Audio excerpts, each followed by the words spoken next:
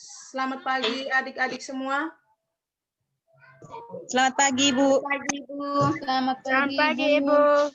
Bagaimana kabar kalian hari ini? Alhamdulillah, Ibu. kabar baik, Baik, Ibu. Ibu. Baik, Syukurlah kalau Ibu. begitu. Ibu apa kabar? Ibu juga kabarnya baik-baik saja. Jadi sebelum kita mengawali kegiatan kita, Ibu minta salah satu dari kalian untuk memimpin kita dalam doa. Jadi silakan. Saya, Ibu. Oh, ya baik, silakan, Nona. Ibu dan teman-teman, sebelum kita memulai kegiatan kita pada hari ini, marilah kita menghadap Tuhan di dalam doa. Berdoa mulai. Selesai. Oke, baik, terima kasih.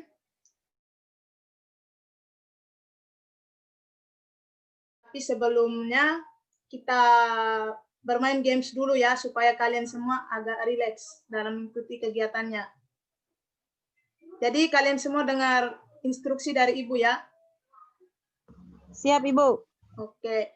Jadi nanti kalau Ya, Ibu Ibu. bilang pegang rambut, nanti pegang rambutnya ya. Pegang rambut. Pegang hidung ya. Mengerti? Ibu. Mengerti, Mengerti, Ibu. Mulai ya. Pegang rambut. Pegang hidung. Pegang mulut. Pegang pipi. Pipi. Oke, baik. Kayaknya kalian semua masih konsentrasi ya. Masih semangat sekali pagi hari ini. Selanjutnya kita akan masuk ke dalam pemaparan materi. Ibu akan menyampaikan materi, tapi di sini adik-adik akan mengetahui, akan belajar apa itu prestasi belajar, faktor-faktor apa saja yang mempengaruhi prestasi belajar seseorang, dan bagaimana cara untuk memperoleh prestasi belajar itu sendiri.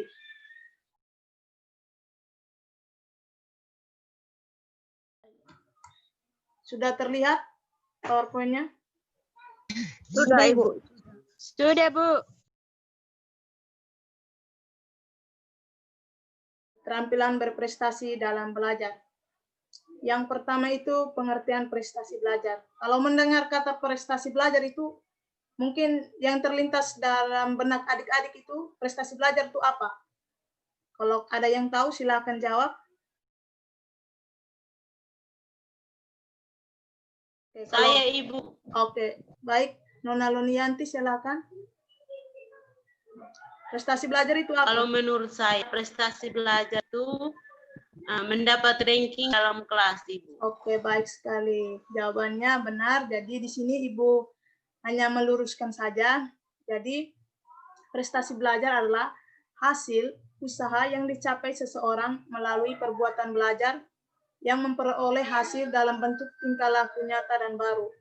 Prestasi belajar dapat dikatakan sebagai ukuran kemampuan yang dicapai atau ditampilkan seseorang sebagai bukti dari usaha yang dilakukannya dalam belajar. Jadi kesimpulannya di sini bahwa prestasi belajar itu adalah hasil usaha kita selama belajar.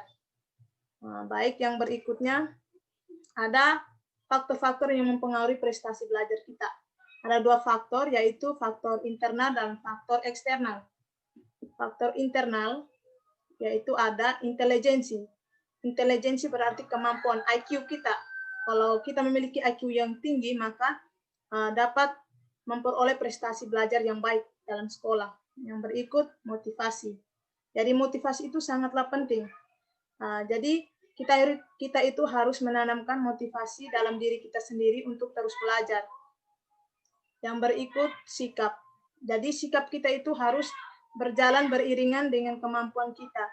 Jadi percuma saja kalau kita pintar tetapi sikap kita tidak menunjukkan apa yang ada dalam diri kita. Yang berikut, minat. Minat itu juga sangat penting. Kenapa? Minat itu adalah keinginan kita untuk belajar. Yang berikut, bakat. Bakat itu adalah kemampuan bawaan kita. Kadang kemampuan bawaan itu kita peroleh dari orang tua atau gen. Kadang kita memiliki orang tua pintar, maka peluang besar juga kita mewarisi keturunan mewarisi apa yang orang tua kita miliki, seperti kepintarannya ataupun hal-hal lainnya. Yang berikut, konsentrasi. Dalam belajar juga kita perlu konsentrasi. Jika kita tidak konsentrasi, maka apa yang kita pelajari tidak akan kita pahami. Yang kedua yaitu faktor eksternal, yaitu keluarga. Nah, jadi di dalam keluarga itu kita lihat bagaimana cara orang tua kita itu mendidik kita, bagaimana mereka memberikan dorongan kepada kita untuk terus belajar. Yang berikut sekolah. Sekolah juga punya pengaruh yang penting dalam mempengaruhi prestasi belajar. Kenapa? Jika kita sekolah di sekolah yang ramah lingkungan yang nyaman, kita juga belajarnya nyaman. Terus bagaimana cara mengajar guru? Jika guru mengajar baik, maka materi yang disampaikan oleh guru akan mudah dipahami. Yang berikut, masyarakat. Jadi, kita tidak hanya bergaul di keluarga atau sekolah, tetapi juga kita bergaulnya di lingkungan masyarakat. Jadi, Ibu harapkan kalian semua harus baik-baik dalam memilih pertemanan, harus memilah teman yang baik. Itu kita berteman, dan kalau kita merasa kita sudah berteman dengan teman-teman yang sudah ke arah yang tidak baik, lebih baik kalian berusaha untuk menghindar dari mereka. Yang berikut, cara kita untuk memperoleh prestasi belajar. Itu ada menguasai cara belajar yang baik. Jadi menguasai cara belajar yang baik ini bagaimana kita dapat menguasai cara belajar kita itu sendiri.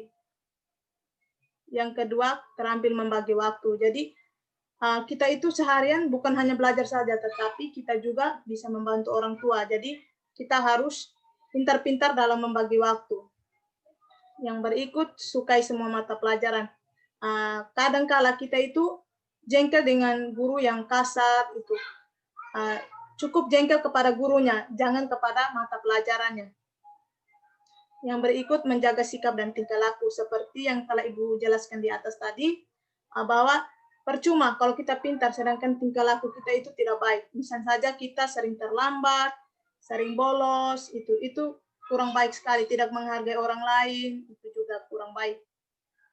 Yang berikut, kerjakan tugas atau pekerjaan rumah. Jadi, kalau guru kalian memberikan tugas, berusahalah untuk mengerjakannya. Jika memang kalian tidak memahami, cobalah tanya kepada teman-teman yang sudah paham. Yang berikut, aktif di kelas. Jadi di kelas itu kalian tidak boleh duduk, diam, dan pulang. Kalian harus bertanya, harus menjawab pertanyaan dari guru. Terus kalau kurang paham bisa tanyakan pada guru atau teman-teman kalian. Yang berikut, pelihara motivasi dalam belajar. Jadi kita harus pelihara motivasi itu tidak boleh hilang dalam diri kita.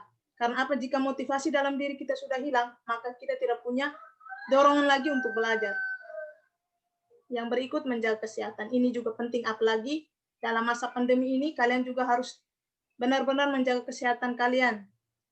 Sehingga jika kalian sakit, kalian tidak akan bisa berbuat apa-apa, termasuk kalian tidak bisa belajar, konsentrasi kalian akan terbagi. Yang berikut, berdoa dan beribadah.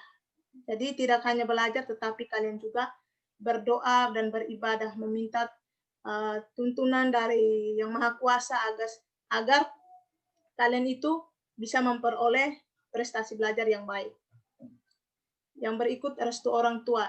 Ini juga penting sekali. Kenapa? Karena orang tua ini sangat berperan penting dalam kehidupan kita. Jika kalian ingin ke sekolah, lebih baik kalian itu seharusnya sebelum ke sekolah itu menyalin tangan orang tua. Setelah itu contoh hal kecil saja, misalnya ingin ujian itu kalian, misalnya ujiannya hari Senin, hari Minggu itu memberitahu kepada Bapak atau Mama, bilang Bapak, Mama, hari Senin itu sama ujian, saya minta doanya, dukungannya dari Bapak, Mama, begitu. Itu merupakan contoh kecil kita meminta restu dari orang tua. Mungkin ini saja materi yang bisa Ibu berikan kepada kalian. Sampai di sini cukup paham? Dipahami, Ibu. Paham, Ibu. Paham, Ibu. Mungkin ada yang ingin bertanya dengan materi yang sudah Ibu paparkan tadi, atau ada yang ingin sharing-sharing pengalamannya dalam belajar itu bagaimana? Silakan, Ibu persilakan.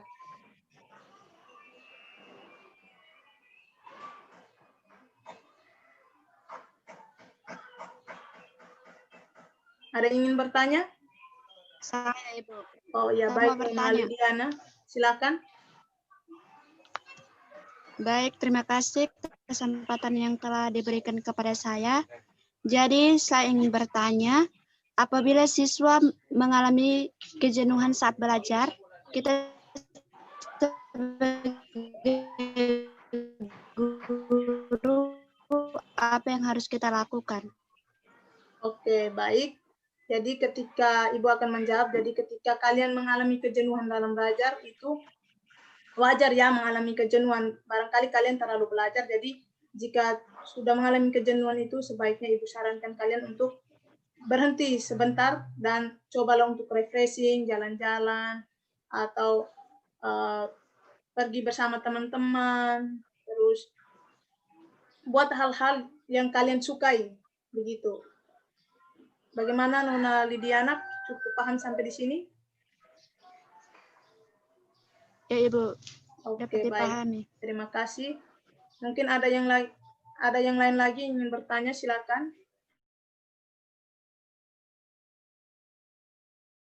Saya, Ibu. Oke, baik. Nona Yuliana, silakan.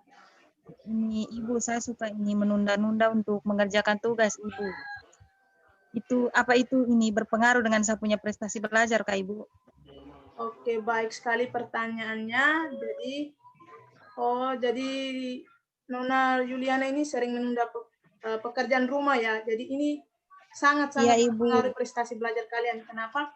Jika kalian sudah menunda, otomatis tugas itu bukan hanya satu tugas saja, tetapi semua guru itu punya tugas. Jika kalian terus menunda, maka itu peluang besar untuk kalian tidak akan mengerjakannya.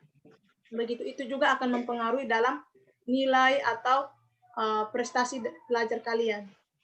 Sampai di sini paham, Nona Yuliana?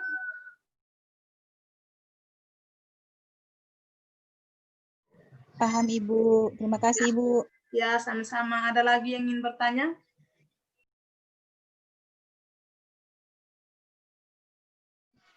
Tidak ada, Ibu. Oke, baik. Kalau tidak ada, sebelum kita mengakhiri sesi diskusi kita, jadi Ibu meminta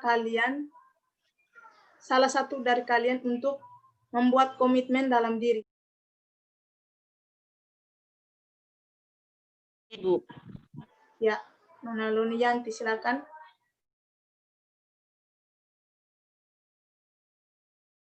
Baik, terima kasih Ibu. Jadi komitmen saya ke depan adalah saya akan merubah jadwal belajar saya yang sering menunda-nunda pekerjaan sekolah. Sekarang saya akan mengerjakan tugas tepat waktu dan saya akan mengatur jadwal belajar saya dengan baik, Ibu. Oke, baik. Terima kasih. Sebelum kita mengakhirinya, Ibu minta salah satu dari kalian untuk membuat kesimpulan dari materi yang sudah Ibu paparkan tadi. Mungkin ada yang membuat kesimpulannya, kesimpulan akhir.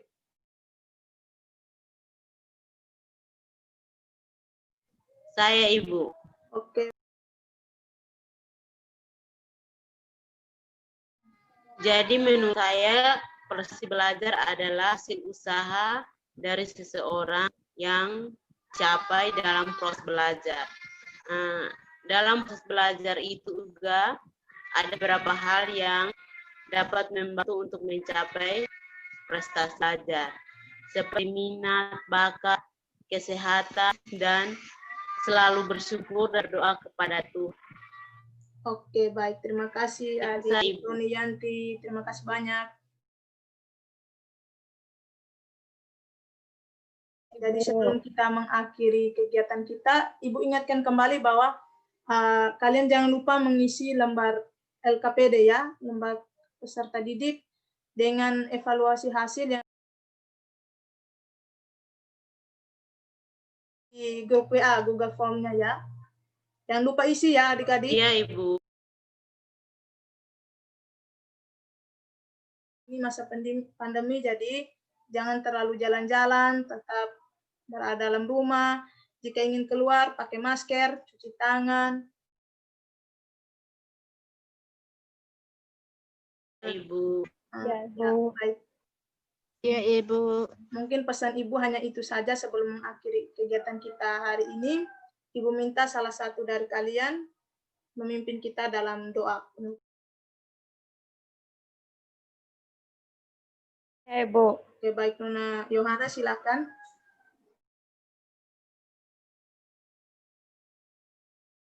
Berdoa selesai. Oke, baik. Terima kasih Nona Yohana. Ibu juga mengucapkan terima kasih kepada kalian semua karena telah berpartisipasi, meluangkan waktu untuk mengikuti kegiatan bimbingan hari ini. Mungkin pertemuan kita hari ini sampai di sini saja. Selamat pagi dan sampai jumpa lain waktu lagi ya. Selamat pagi. Selamat pagi. Terima kasih banyak. Selamat pagi, Ibu.